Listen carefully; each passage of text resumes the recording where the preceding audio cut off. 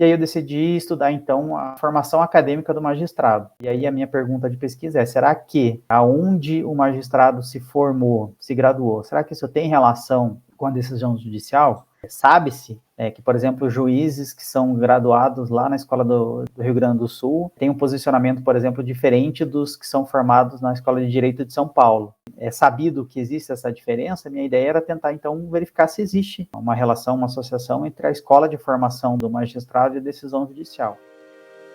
Olá, eu sou o Logan Nobre, falo de Curitiba e sou um dos editores de marketing científico da revista ETZ, Novas Práticas em Informação e Conhecimento. Começa agora mais um episódio do podcast Revista ETZ, uma ação do projeto de extensão Ciência Aberta e a Gestão da Informação Científica da Universidade Federal do Paraná, a UFPR.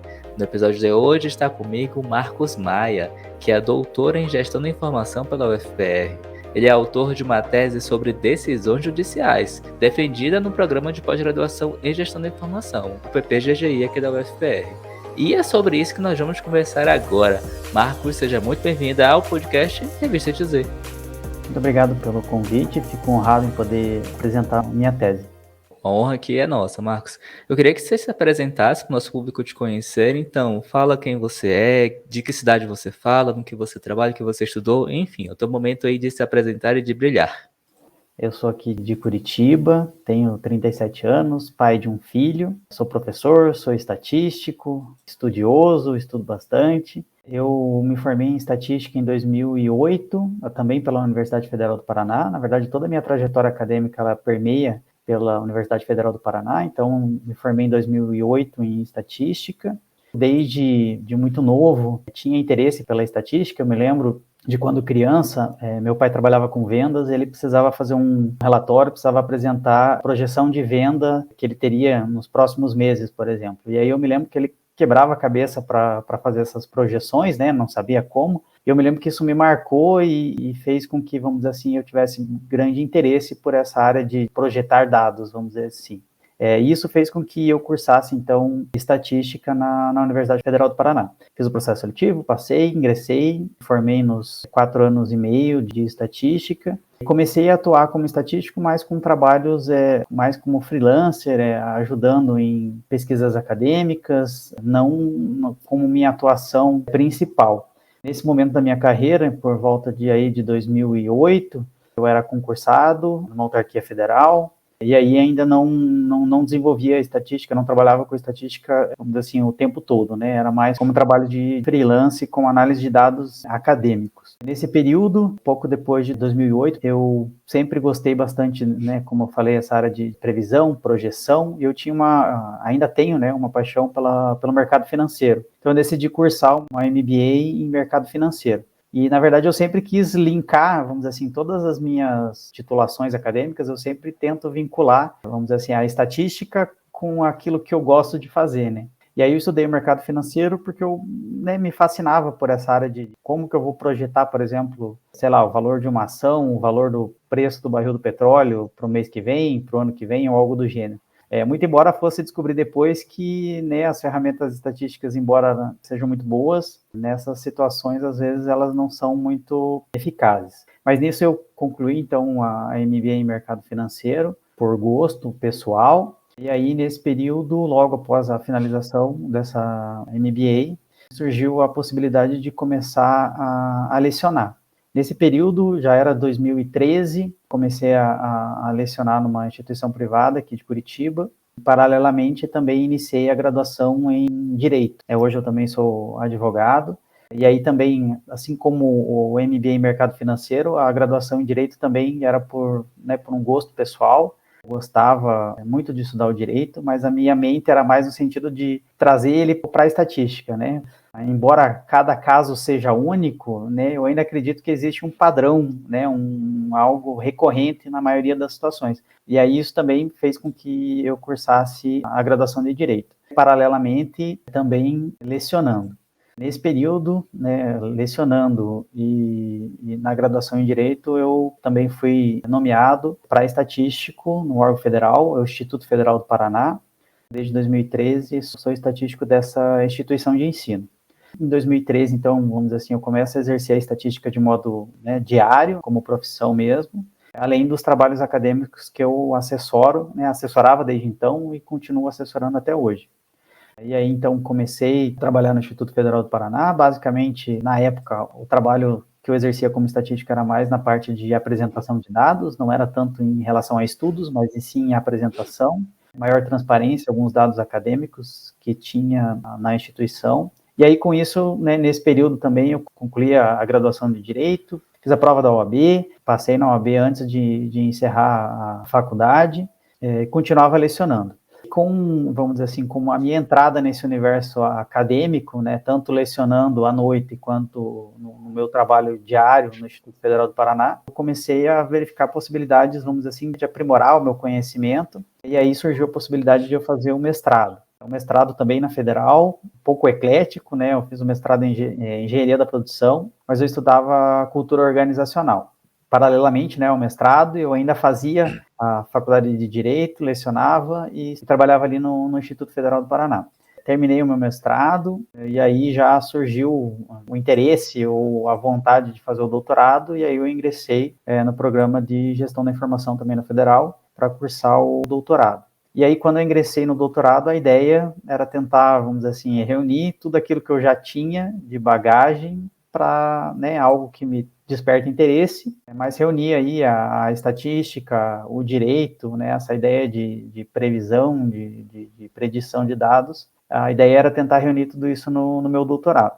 Quando eu comecei a minha pesquisa de doutorado, eu imaginava a ideia de trabalhar com jurimetria, uma análise quantitativa das decisões judiciais ou de dados jurídicos, a grosso modo, e a minha ideia, de alguma forma, era trabalhar com jurimetria.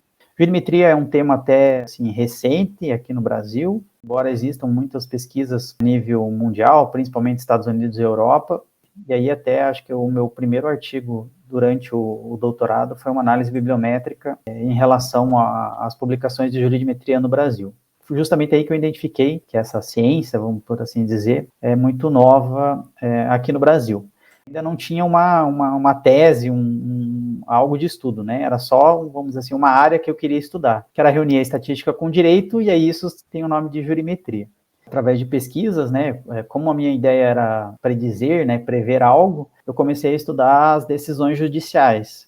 Sempre tive na minha cabeça que as decisões judiciais, elas seguem sei lá, não sei se seguem um padrão, mas tem um comportamento similar em alguns casos, né? Então, a gente vê, por exemplo, em relações a decisões do Supremo Tribunal Federal, a população mais ou menos consegue identificar qual é o voto de um magistrado ou de outro, né? E aí a minha ideia era tentar identificar ou encontrar a existência de alguma associação, de alguma relação em relação às decisões judiciais. Estudando mais a fundo sobre as decisões judiciais, eu encontrei algumas teorias, vindas principalmente lá dos Estados Unidos, em relação ao comportamento judicial. Então, vamos dizer assim, jurimetria era um nome que se deu para a união, né, de estatística e direito, e eu comecei a estudar comportamento judicial. E aí, em relação ao comportamento judicial, eu já começo a entrar um pouco na minha tese de doutorado, eu identifiquei a existência de alguns tipos, né, de algumas espécies de comportamento judicial. Aí, como por exemplo, né, tem um comportamento judicial legalista, que é aquele que o juiz ele decide, né, os casos específicos de acordo com o que está posto na lei. Então, é simplesmente um checklist, né, um confere, né? Está na lei, confere com o caso concreto e a decisão é assim. Mas existem outras formas de comportamento judicial, como por exemplo a atitudinal, que é a que aborda a minha tese, que é aquela que diz que existe fator externo ao direito, externo às leis, que faz com que o magistrado tome a sua decisão. Sempre imaginei que talvez existisse aí algo pessoal de cada magistrado que levasse ele a tomar determinado tipo de decisão. Eu fiz alguns estudos, alguns testes, e aí eu decidi estudar, então, a formação acadêmica do magistrado. E aí a minha pergunta de pesquisa é, será que aonde o magistrado se formou, se graduou, será que isso tem relação com a decisão judicial? Sabe-se que, por exemplo, juízes que são graduados lá na Escola do Rio Grande do Sul têm um posicionamento, por exemplo, diferente dos que são formados na Escola de Direito de São Paulo. Então, a ideia era, né, já que é sabido que existe essa diferença, minha ideia era tentar, então, verificar se existe uma relação, uma associação entre a escola de formação do magistrado e a decisão judicial. E aí esse interesse também surgiu com algo que lá nos Estados Unidos eles chamam de alma mater, A pessoa, quando faz graduação, né, quando ela estuda lá na faculdade, ela carrega aquela, vamos dizer assim, aquela instituição para o resto da vida.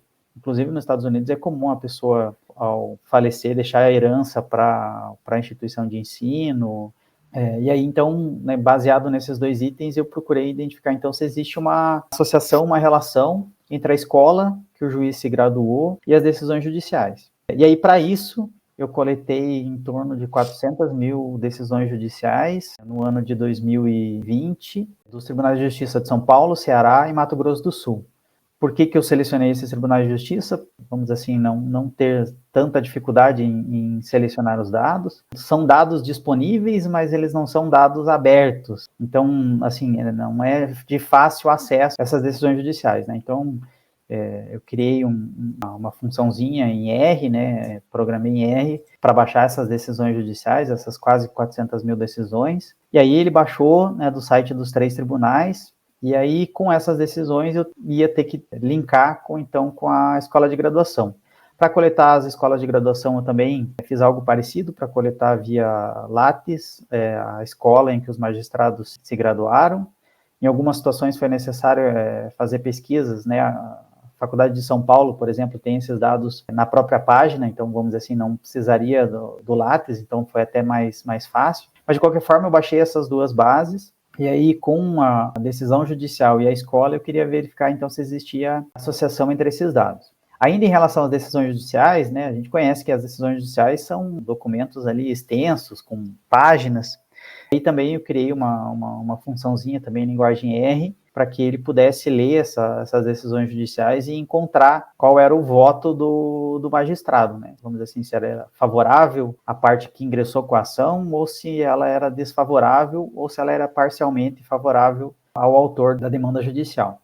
E aí, com essas 2 bases, eu utilizei, então, alguns testes estatísticos, como o teste de Q-quadrado, teste G, para tentar identificar essa relação entre essas variáveis. E aí, no final da pesquisa, cheguei à conclusão de que existe uma associação, só que essa associação ela é muito fraca. Então, vamos dizer assim, eu não posso descartar, dizer que não existe associação entre a escola e a decisão judicial. Existe, só que ela é muito fraca. Então, ela não é, vamos dizer assim, suficiente para prever um resultado judicial, né? Que talvez existam outros fatores que influenciem nessa decisão. E aí, analisando esses 3 tribunais, analisados separadamente, características diferentes esses 3 tribunais, que talvez também tenham influenciado nessa fraca relação, né? Por exemplo, o Tribunal do Mato Grosso do Sul e do Ceará são magistrados que, em sua maioria, não vêm daquela região, vêm de outras regiões do país. Ao fato do Tribunal de Justiça de São Paulo, os magistrados provêm, em sua maioria, do próprio estado de São Paulo. Então, né, talvez essa regionalidade aí de magistrado, né, de formação e ingresso na carreira, seja um fator que tenha identificado essa fraca associação. E aí, na pesquisa, né, propus como estudos futuros, tentar verificar outras variáveis ou analisar outros tribunais para tentar identificar, então, né, se existe alguns que essa associação é mais forte ou não. De forma resumida, essa foi a minha tese de doutorado. Eu ainda continuo lecionando disciplinas relacionadas à estatística e ao direito também, e continuo atuando lá no Instituto Federal do Paraná como estatístico, aí lá trabalhando agora com revisão de dados educacionais e também com resumo e apresentação de dados. Muito bem, muito bem. Olha aí, você deu um voo geral sobre a sua carreira acadêmica, a sua carreira profissional, sobre a sua tese. Então, quem estava interessado em saber de onde que surgiu o seu interesse, de como você fez, como você escreveu essa tese, como que ela está linkada ao seu fazer profissional, né, as coisas que você estudou e as coisas com as quais você trabalha, já está por dentro. E para a gente dar um gostinho ainda mais para as pessoas que vão assistir ou que vão, né, ouvir esse episódio de podcast, para clicar aí na descrição do episódio e acessar a sua tese. Se você pudesse resumir em poucas frases, para quem principalmente não é da sua área de atuação, o que você diria? A minha tese é sobre tal coisa. Que coisa seria essa? A minha tese é sobre comportamento judicial. Muito bem. Resumidamente também, quais foram os objetivos da sua tese e como que você alcançou? Qual foi a metodologia que você usou? Tá, o objetivo é exatamente identificar se existe uma relação entre a escola de graduação dos magistrados e a decisão judicial. E a metodologia utilizada, então, foi uma pesquisa quantitativa, realizada por teste estatístico, teste de Q² e teste G, para verificar a existência dessa relação. Teste exato de Kramer, que foi o teste que identificou, então, que essa relação era fraca. Foi essa metodologia que foi utilizada para chegar no resultado. Quando você identificou que essa relação era fraca, como é que tu se sentiu, assim, enquanto pesquisador? Tu se sentiu frustrado, se sentiu feliz? Era isso que tu estava buscando? Como é que foi, assim, depois que tu chegou? Nossa, eu passei 4 anos, esse aqui é o meu resultado, essa aqui é a minha conclusão, e agora? Como é que foi a tua sensação quando tu se deparou com essa conclusão? Feliz pelo resultado encontrado, né? Eu imaginava que existia uma relação. Talvez eu ficasse triste se não existisse essa relação, por ser algo que eu esperava, essa associação entre essas variáveis, né? Eu fiquei feliz e o fato de ela ser uma associação fraca me fez despertar o interesse para tentar identificar, então, né, o porquê que ela é fraca, né? Ficou também até como objeto de estudo de pesquisa, é justamente verificar outros tribunais ou verificar, então, outras variáveis para tentar encontrar onde essa relação ela é mais presente. Era justamente isso que eu ia te perguntar agora, né, em relação à indicação de pesquisas futuras, né? Você acabou de falar aí, mas dê um pouco mais de detalhe para aquela pessoa que vai assistir esse conteúdo e vai se interessar de fato em buscar isso, em talvez escrever um artigo, ou talvez usar isso como objeto de estudo para sua dissertação, para sua tese, né? Como é que você iria operacionalizar essa sua indicação de pesquisa futura? No Brasil, a maioria das pesquisas relacionadas a comportamento judicial ou a jurimetria, ela é realizada com decisões judiciais do Supremo Tribunal Federal. A minha inovação, vamos por assim dizer, foi utilizar tribunais de primeira instância. E aí, como pesquisa futura, poderia ser decisões de segundo grau, né? As minhas decisões foram de primeira instância, ou seja, foi a base da pirâmide, né? Depois elas teriam recurso, e aí eu poderia estudar, então, essas decisões em segunda instância, ou mesmo até as do Supremo Tribunal Federal. Como que eu organizaria, né? Eu tentaria analisar decisões de segunda instância, talvez desses mesmos tribunais, por já ter facilidade em coletar os dados. Poderia buscar outros dados de outras instituições, de outros tribunais de justiça, verificar também se existe essa relação em relação a outros tribunais. E aí, depois dessas duas possibilidades, uma terceira seria levantar outras variáveis. Primeiro, eu mudaria onde foi realizada a pesquisa, né? Foi primeira instância, eu mudaria para a segunda, e depois mudaria os tribunais de justiça. Uma terceira possibilidade, então, daí seria mudar o tipo de variável, tentar estudar alguma outra variável. Até no começo da minha pesquisa, eu tive a pretensão de estudar até que período, né, qual é o lapso temporal e que existe essa associação entre essas variáveis. Do tipo, será que aquele magistrado que se graduou há menos tempo, será que ele tem uma associação maior do que aquele que se graduou há mais tempo? Porque talvez isso seja um fator que contribua por essa fraca associação. Por que houve uma fraca associação? Porque o magistrado se formou há 20 anos. Mas e aqueles magistrados mais novos, né, que se formaram, sei lá, há 5 anos? Será que nessas situações a associação não é maior? Então, eu acho que esse lapso temporal entre graduação e decisão judicial, eu acho que ele pode interferir também. Então, essa seria uma outra variável que eu pensei na época, mas era abrir demais, e aí isso ficou, vamos dizer assim, como possibilidade para estudo futuro. Muito bem, então aí estão aí não só uma, mas 4 possibilidades de estudos futuros para você que se interessou por esse tema, né? E quer dar continuidade aí à tese do Marcos. E fora do mundo das pesquisas, quem é o Marcos? O que você faz no seu tempo livre? Quais são os seus hobbies? O que o Lattes e o LinkedIn não contam sobre você?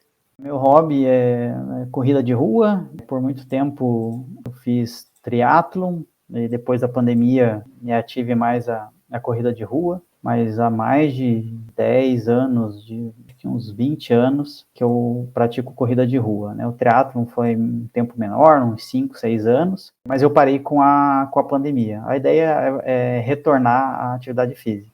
Você gostaria de fazer alguma indicação cultural, um livro, um filme, um podcast sobre qualquer assunto? Posso fazer sim. Eu até trouxe aqui alguns livros, né? Então, esse aqui é mais, vamos dizer assim, é mais técnico, né? Sobre jurimetria. Então, aqueles que têm interesse em estudar sobre o assunto, né? Essa associação, essa união entre o direito e a estatística. Esse é um bom livro de entrada, né? Jurimetria, de Marcelo Guedes Nunes. É um dos precursores da área. Também unindo algo que eu gosto, outra indicação, aí não relacionada à estatística e ao direito, aí é Pai Rico, Pai Pobre, uma bibliografia de finanças, mas que eu considero super atual e importante para que todo mundo leia essa obra. Vale para todo mundo, mas acho que essa leitura seria até obrigatória. Muito bem, as indicações do Marcos estarão aí na descrição do episódio. Bom, obrigado por ter aceito o convite e ter vindo aqui conversar conosco. Eu que agradeço, muito obrigado. E no que eu puder, ajudar aí os alunos, eu estou à disposição. Chegamos ao fim de mais um podcast Revista ETZ, uma ação do projeto de extensão Ciência Aberta e a Gestão da Informação Científica da UFPR. Na descrição estão os contatos do entrevistado e o link para você conhecer mais sobre a tese Associação Atitudinal da Escola de Graduação às Decisões Judiciais de Primeira Instância nos Tribunais de Justiça dos Estados do Ceará, Mato Grosso do Sul e São Paulo. A tese foi orientada pelo professor Dr. Cícero Aparecido Bezerra e foi co-orientada pelo professor Dr. Sérgio Vott. E foi escrita pelo Marcos, que começou conosco aqui agora.